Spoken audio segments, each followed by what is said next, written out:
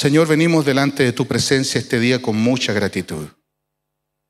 Te damos las gracias por bendecir nuestras vidas, por fortalecer nuestros corazones a través de este tiempo que tenemos juntos en comunión.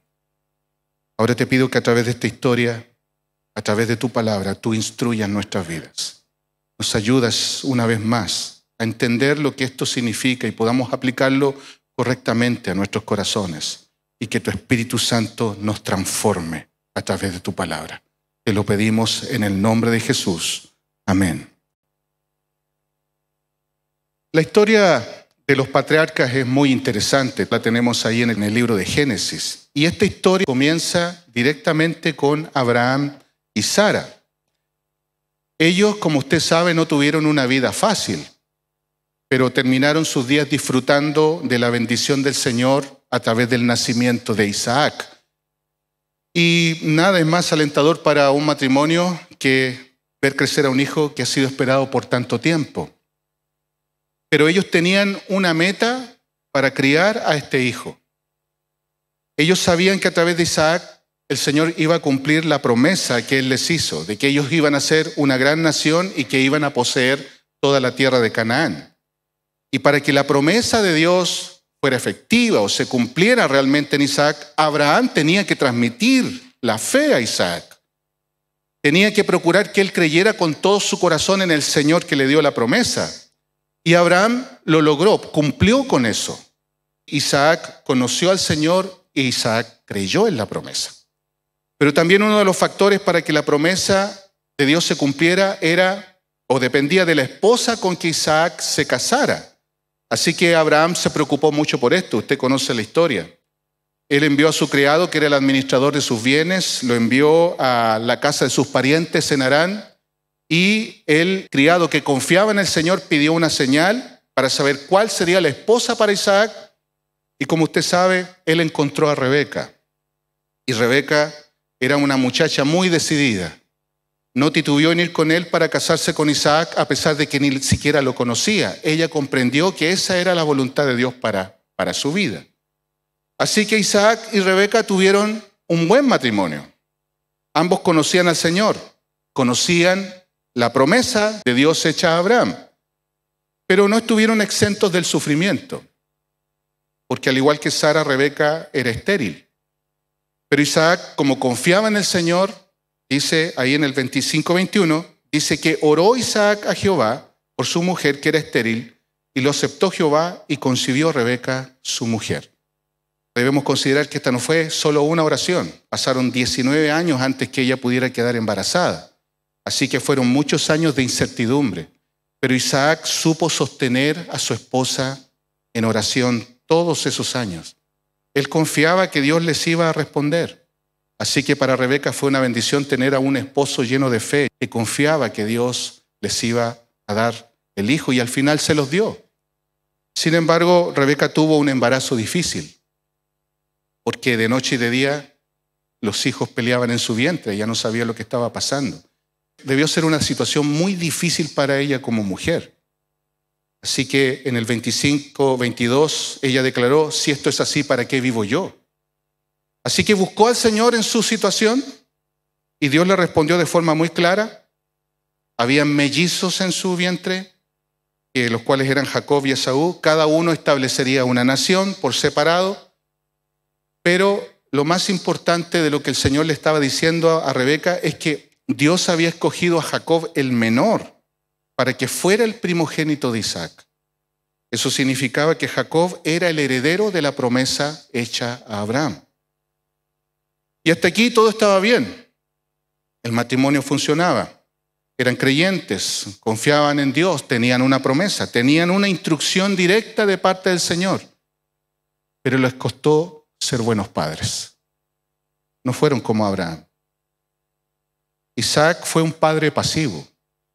Isaac fue un padre permisivo y Rebeca fue una mujer manipuladora. Estos pecados causaron graves daños en la formación de sus hijos, porque Esaú al final terminó despreciando la fe de su padre. Y Jacob no supo cómo formar una familia y tuvo un matrimonio lleno de conflictos y sus hijos fueron hombres malvados. Si no hubiera sido por la misericordia, la promesa y la tolerancia de Dios, todos se habrían perdido. Pero Dios fue misericordioso. Los problemas de esta familia se debieron a la debilidad del carácter de Isaac y de Rebeca. Y por ser débiles, ellos no disciplinaron a sus hijos. No tuvieron el discernimiento para ver la inclinación pecaminosa del corazón de sus hijos. No lo vieron, sencillamente no lo pudieron ver. Y si los padres no crecen en el Señor para hacer morir sus pecados, tampoco serán capaces para ver el pecado detrás del carácter de sus hijos. Y esto es algo muy importante. Cada hijo necesita un padre firme. Cada hijo necesita un padre lleno del discernimiento de la palabra de Dios y valiente para aplicar la palabra de Dios en instrucción y disciplina del Señor. Porque de otra manera los árboles siempre van a crecer torcidos. El carácter pecaminoso va a gobernar si no es disciplinado, si no tiene riendas. Y si usted como padre en el proceso de la vida va tolerando el pecado de sus hijos y los deja sin disciplina, esa tolerancia se transforma en la norma del hogar. Y las consecuencias de esa omisión no se pueden ver de inmediato, se ven después, se ven cuando los hijos ya son grandes, cuando ya su carácter ha sido formado. Y esta situación también acusa una tremenda falta de la comprensión del evangelio que transforma. La meta principal en su hogar es que sus hijos conozcan, amen, sirvan y glorifiquen a Cristo en sus vidas. Esa es la meta fundamental. Es como la promesa hecha a Abraham. El evangelio es siempre el fundamento. Que el carácter de sus hijos sea transformado a la luz del evangelio. Porque usted debe saber que sus hijos, todos sus hijos, por muy dulces que sean sus hijas, por muy amables que sean sus hijos, todos nacen con una inclinación pecaminosa. Y si ellos no son disciplinados, el pecado que usted tiene y que le ha traspasado a sus hijos se va a multiplicar en la vida de ellos. Así que a través de esta historia vamos a ver dos aspectos que usted debe evaluar para aplicar de forma concreta el evangelio dentro de su hogar. Y en primer lugar, evalúe su carácter como padre. Sea consciente de sus debilidades y cámbielas, porque solo así va a poder dirigir bien a sus hijos. Si usted no cambia, sus hijos tampoco cambian. El evangelio tiene ese poder, tiene el poder para transformarnos. Esa es la promesa del evangelio, transformarnos, cambiarnos, quebrar el poder del pecado en nuestra vida. Dios había provisto para Isaac y Rebeca todo lo necesario para que ellos pudieran criar a sus hijos en esa dirección. En primer lugar, Isaac tenía un ejemplo claro que seguir. Era el ejemplo de su padre. Abraham, su padre, creció en el Señor en la medida que él se iba arrepintiendo de sus pecados. Cuando vemos a Abraham al principio lo vemos titubeante, un poco débil. Pero cuando lo vemos al final de sus vidas, lo vemos como un hombre fuerte, lleno de fe, lleno de confianza en el Señor. E Isaac había visto con sus propios ojos de que Abraham iba a obedecer al Señor sea lo que sea, porque él lo vivió en carne propia cuando Abraham estuvo dispuesto a sacrificarlo ahí en el monte, usted lo recuerda. Entonces Isaac tenía un ejemplo, tenía un padre fiel. En segundo lugar, Isaac y Rebeca tenían una promesa.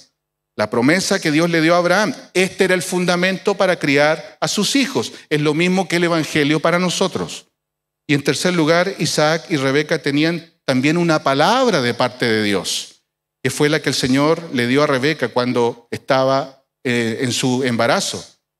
Isaac sabía que Jacob heredaría la promesa. Sabía que Esaú, siendo el mayor, iba a terminar sirviendo a su hijo menor. Esta era la voluntad de Dios para sus vidas. Tuvieron el gran privilegio de ser bendecidos por Dios con esta palabra antes que sus hijos nacieran. Lo único que tenían que hacer era guiarlos en esa palabra. Sin embargo, Isaac, debido a la debilidad de su carácter, no guió a sus hijos de acuerdo a la dirección que Dios le dio. Él crió a sus hijos como para sí mismo.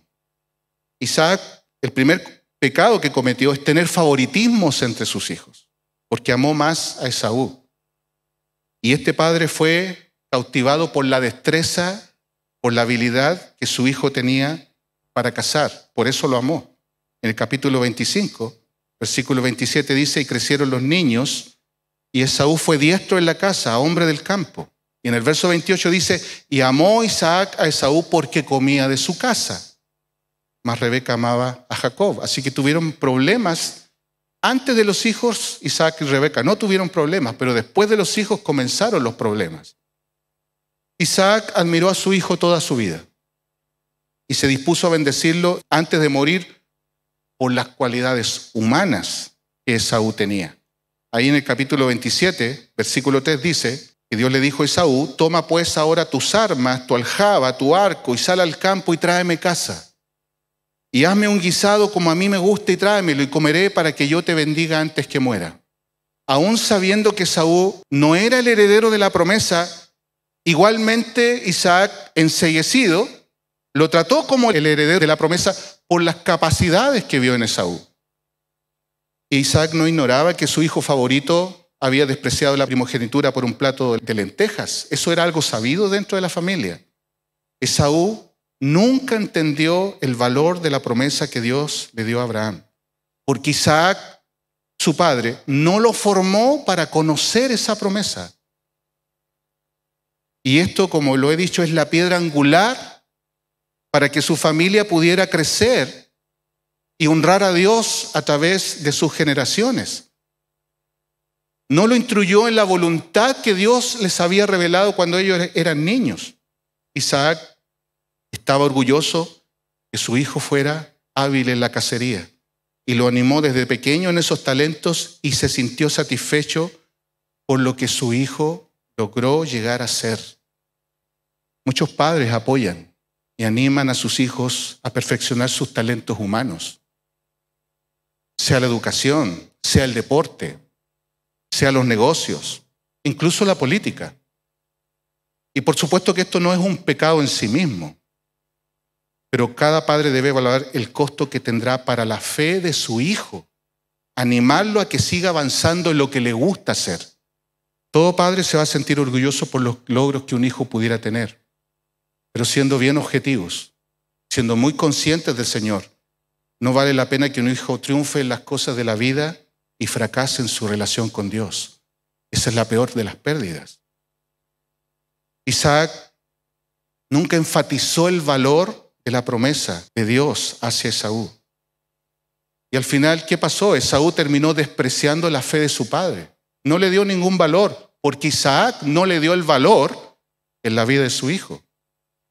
En el Nuevo Testamento, en Hebreos capítulo 12, versículo 16, Esaú es retratado como un hombre inmoral, porque se casó con mujeres cananeas también, y que despreció las cosas espirituales.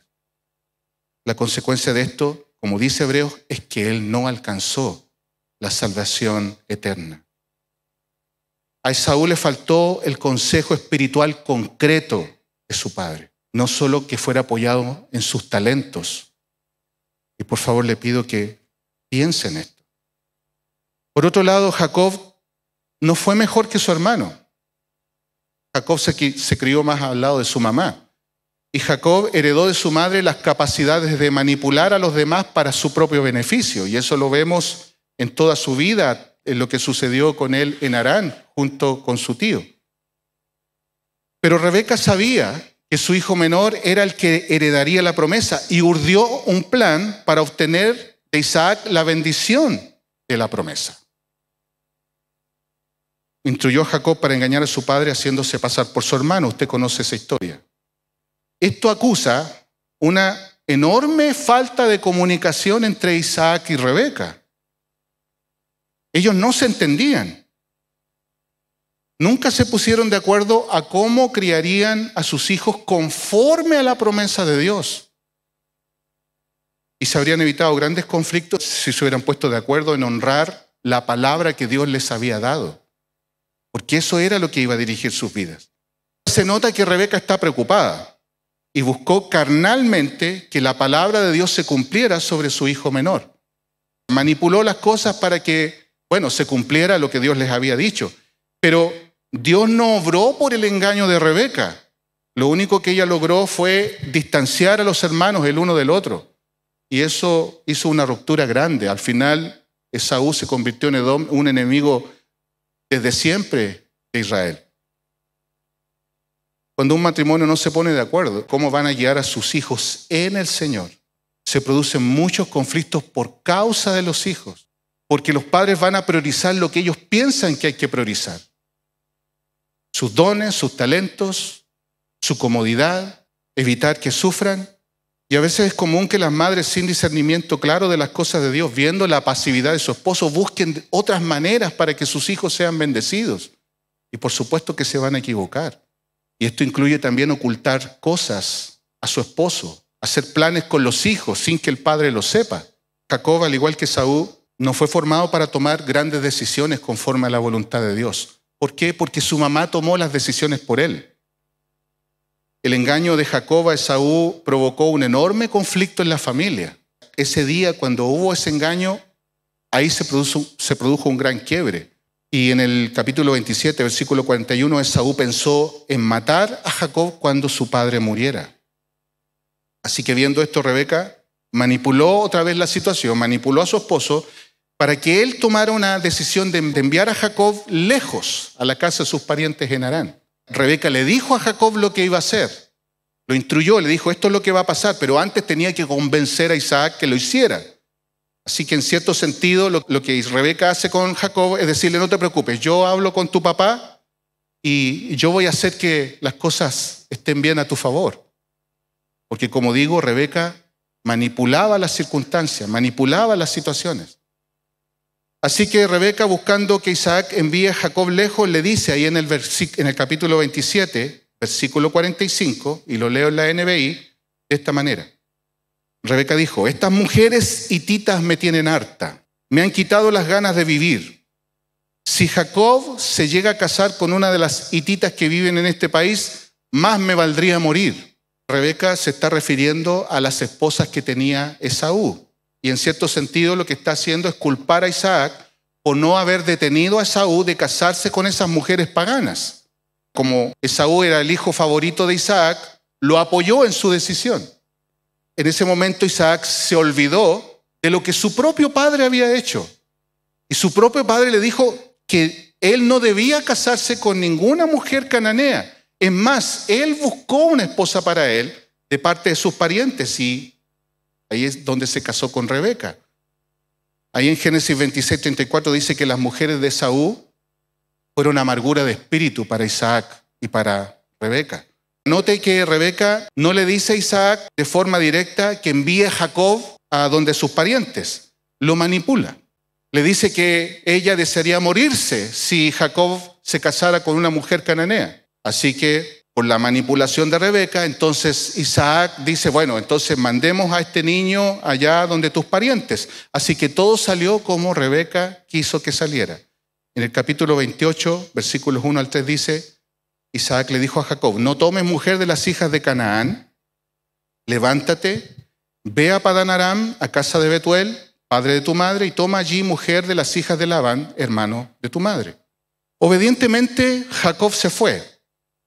Y el plan de Rebeca era avisarle y hacerle volver cuando Esaú dejara de pensar en matarlo. Pero ese día nunca llegó.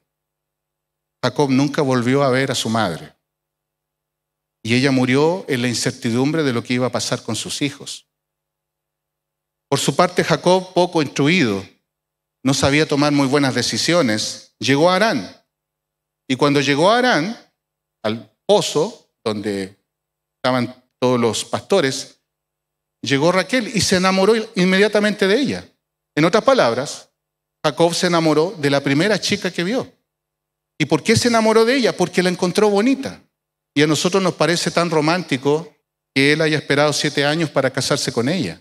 Pero la pregunta es, ¿era ella la esposa adecuada para Jacob? ¿Ella era la que Dios había escogido para él?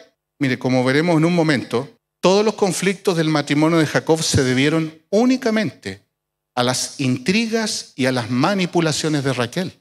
Jacob no supo escoger, porque sus padres nunca lo instruyeron en qué tipo de mujer tenía que él poner sus ojos. Y como ya dije, él se enamoró de Raquel porque la encontró bonita. Y ella supo sacar provecho de eso, porque mantuvo a Jacob prendado de sus ojos durante esos 7 años. Una chica manipuladora puede esperar mucho tiempo para obtener lo que quiere. ¿Por qué digo que Raquel no era la escogida? Por una razón muy simple. La línea de sucesión al trono de David no vino por los hijos de Raquel, vino por los hijos de Lea. Es más, el hijo o el descendiente que iba a sentarse en el trono, David, y luego posteriormente de donde iba a nacer el Mesías, fue directamente del cuarto hijo de Lea, de Judá. Por eso se le dice al Señor el león de la tribu de Judá. Lea era la escogida. Si Jacob hubiera tenido un poquito más de discernimiento, si hubiera sido instruido mucho mejor, habría evitado tener una vida llena de conflictos y de peleas dentro de su hogar, porque él fue muy infeliz en su matrimonio. ¿Qué aprendemos de todo esto?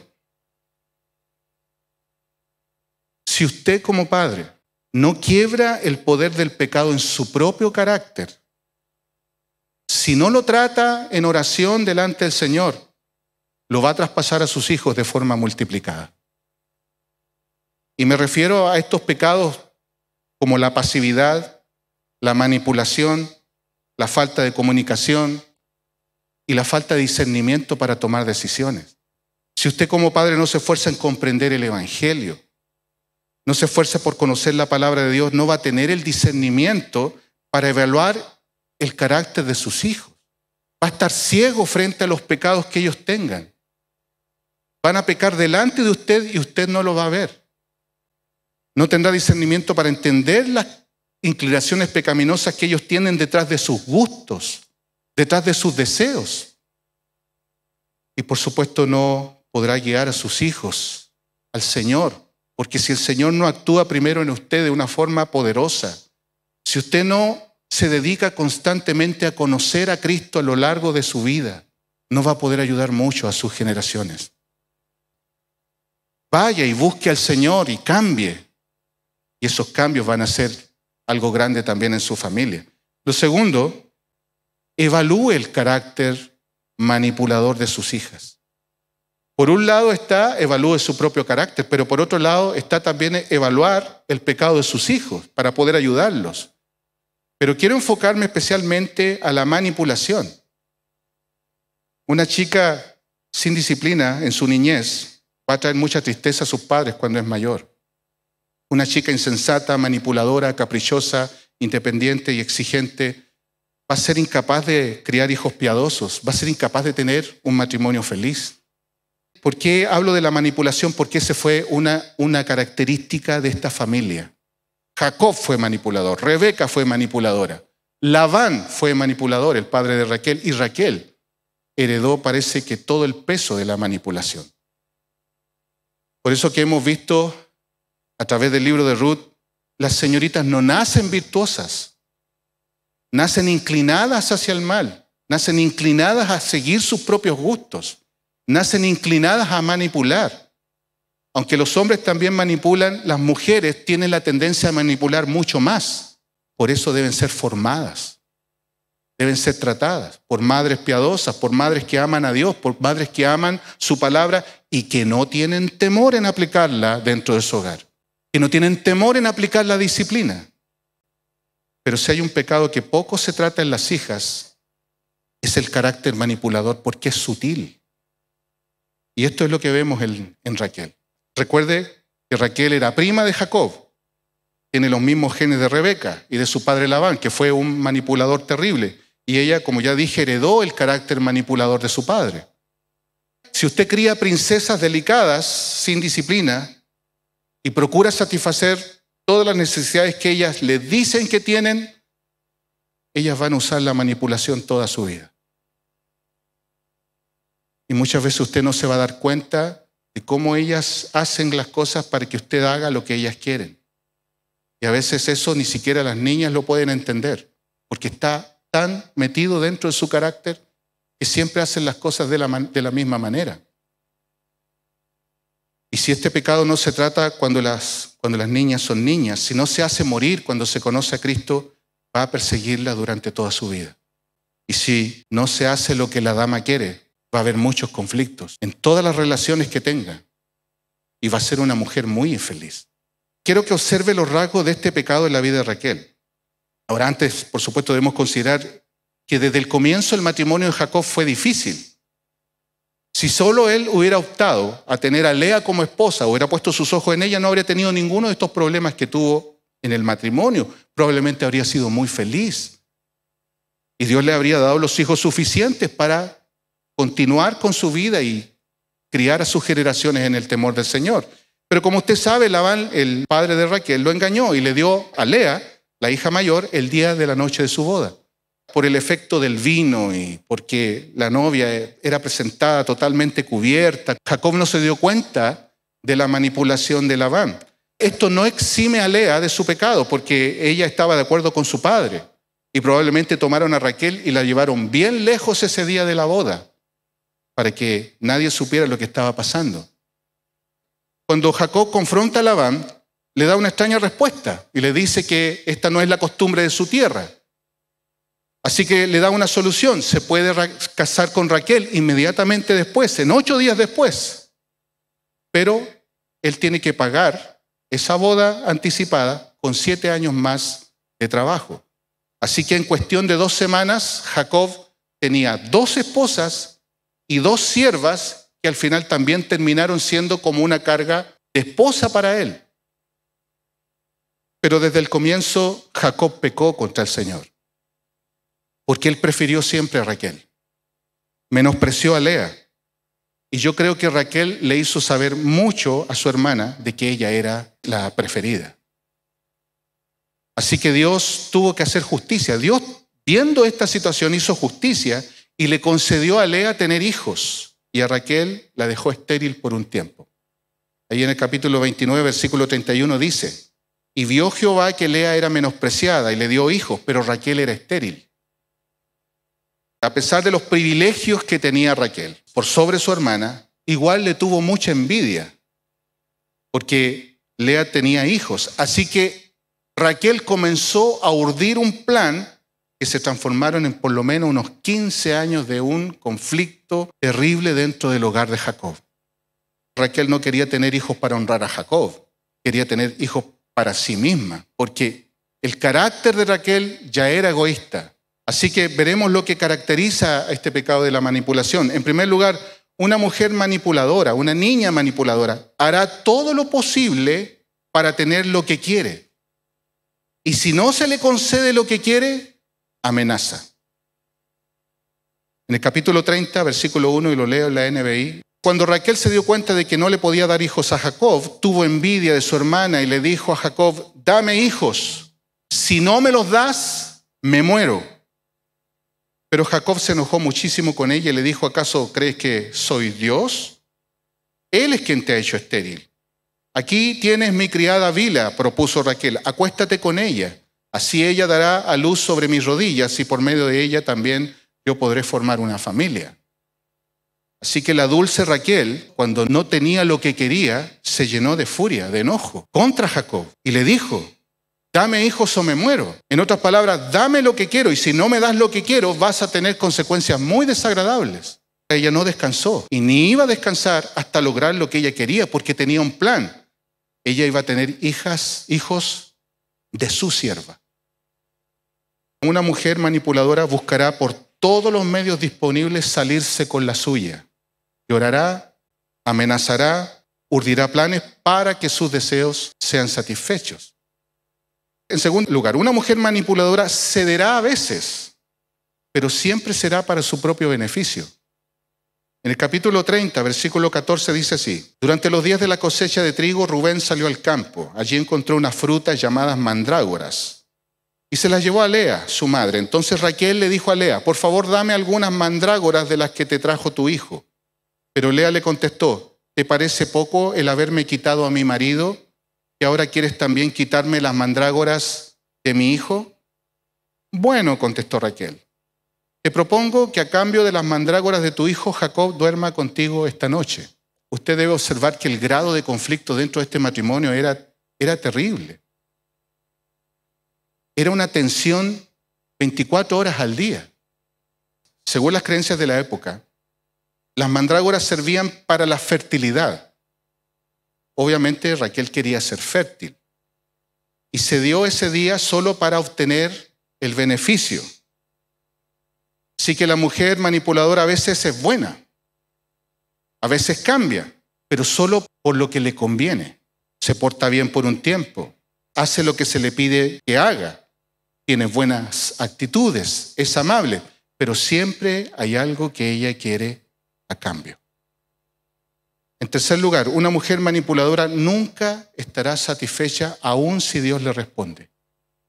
En el capítulo 30, verso 22 dice: pero Dios también se acordó de Raquel, la escuchó y le quitó la esterilidad. Fue así como ella quedó embarazada y dio a luz un hijo. Entonces exclamó: Dios ha borrado mi desgracia. Y por eso lo llamó José. Y dijo: quiera el Señor darme otro hijo. Aunque Dios en su gracia le había dado un hijo, le pone a este hijo que tuvo José. Y el significado del nombre de José es este: espero que Dios me dé otro hijo. Las mujeres manipuladoras no comprenden la gracia de Dios. Teniendo ya en sus brazos un hijo, sabiendo que Dios le había respondido, ella no está satisfecha, ella quiere más. Una mujer manipuladora nunca está satisfecha, ni con lo que tiene, como ella es, ni con los padres, ni por el marido, ni las oportunidades, ni por la iglesia, y nunca agradecen a Dios los dones que Dios le ha dado. Por eso es tan fácil para una mujer manipuladora romper relaciones e ir de un lado a otro, porque no le importa. No puede ver la gracia de Dios en lo que el Señor le ha dado. Siempre piensa que hay algo más para ella en algún otro lugar, pero nunca va a ser feliz con lo que realmente tiene. Siempre va a estar insatisfecha.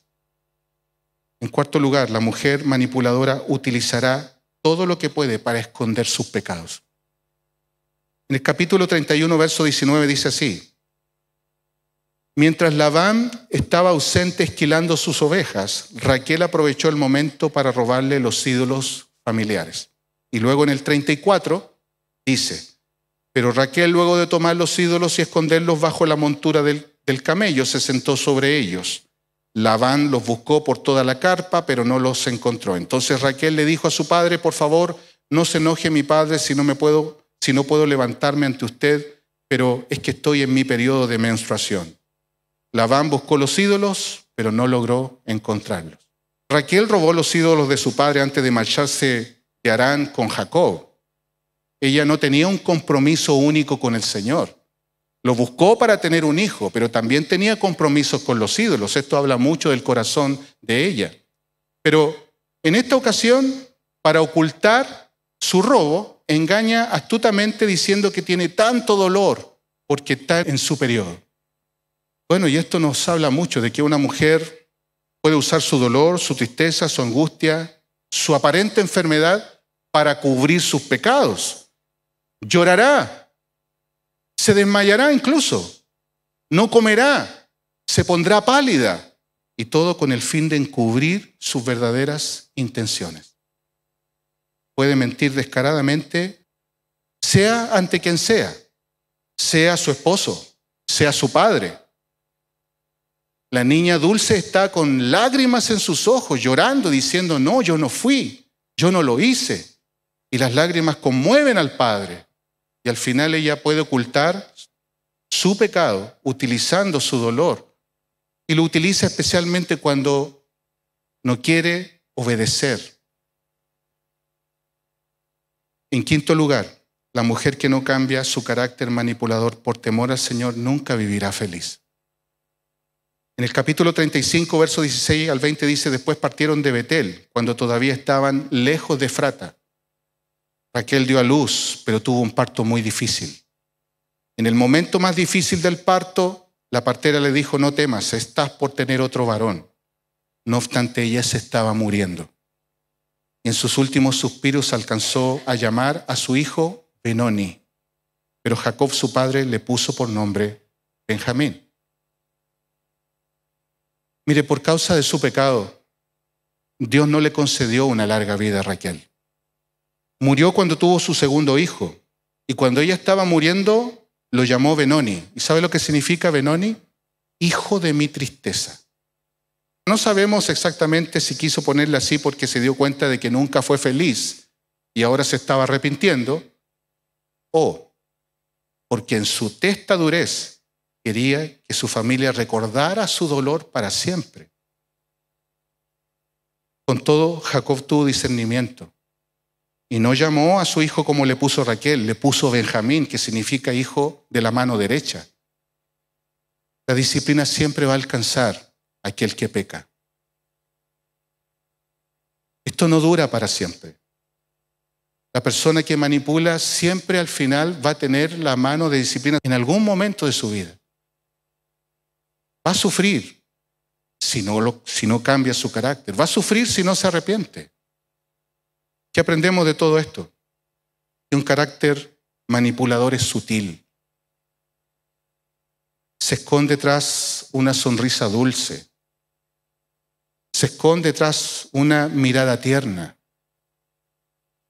Y usted como padre debe entender la naturaleza pecaminosa de sus hijas. No críe princesas.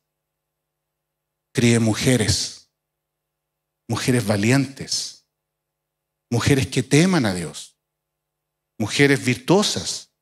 Como lo dice Proverbios 31, mujeres fuertes, firmes, trabajadoras, que saben sujetarse, que saben obedecer, que saben entender que no siempre sus deseos van a ser satisfechos, que entiende que debe ser una mujer sensata para que le vaya bien, que sepa respetar a sus autoridades, porque sus autoridades siempre van a hacer un bien sobre su vida.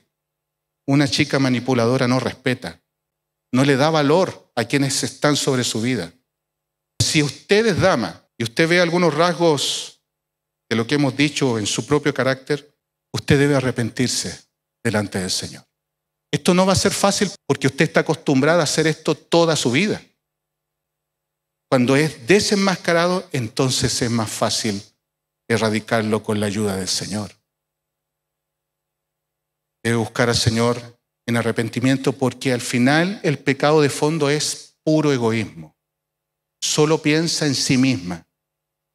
Y al pensar en sí misma, usted va a hacer mucho daño a todos los que están a su alrededor. Va a hacer daño a sus padres, va a hacer daño a su esposo, va a hacer daño a las personas que la aman. En conclusión, si usted como padre no cambia y no erradica los pecados de su vida, esos pecados le van a estorbar para criar a sus hijos con objetividad. No tendrá el discernimiento para confrontar el pecado del carácter de sus hijos y especialmente el carácter de sus hijas. Pero para esto vino Cristo, hermanos. Cristo vino para cambiarnos. Cristo vino para transformarnos. El Evangelio es poder de Dios para cambiar, para transformar, para obrar en nuestros corazones. Y este cambio no es una sola vez en la vida. Este cambio es continuo a través de todo el tiempo. Lo que debemos ver es que la vida cristiana es como la de Abraham, que él comenzó siendo pecador y mientras se iba arrepintiendo y conociendo más a Dios, él iba creciendo. Él llegó a ser un hombre de una fe extraordinaria en su vejez y eso es a lo que todos nosotros debemos aspirar. Pero Isaac no fue así. Se estancó hasta que murió su padre.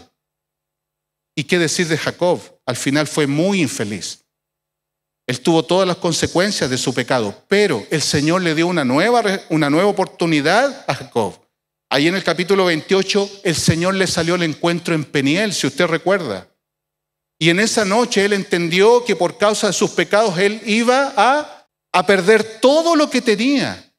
Diga como Jacob mientras ora, no te dejaré hasta que me bendigas. No te dejaré hasta que me transforme. No te dejaré hasta que esto cambie. No dejaré de buscar tu rostro hasta que tú traigas salvación y santificación a mi familia. No te abandonaré hasta que tú hagas la obra en la vida de mis hijos y eso va a transformar su vida y eso va a transformar a su familia. Así que busque el rostro del Señor con todo su corazón y haga que la bendición de Dios baje desde usted a su familia. Amén. Pónganse en pie, vamos a orar.